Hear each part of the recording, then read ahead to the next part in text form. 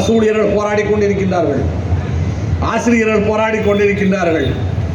புதிய ஓய்வூதிய திட்டத்தை ரத்து செய்ய வேண்டும் என்ற கோரிக்கை நாடு முழுவதும் வலுவடைந்திருக்கின்றது. நாடாளுமன்ற தேர்தலுக்கு முன்னால் 20 லட்சம் பேர் டெல்லியிலே ஊர்வலம் நடத்தினார்கள். இந்தியா கூட்டணி ஆட்சிக்கு வரவில்லை.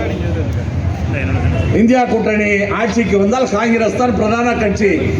காங்கிரஸ் கட்சி தன்னுடைய தேர்தல் அறிக்கையிலே புதிய ஓய்வூதிய திட்டத்தை கைவிடுவோம் என்று வைத்திருக்கிறது காங்கிரஸ் கட்சி. திமுக இந்தியா கூட்டணியிலே ஒரு அங்கம்.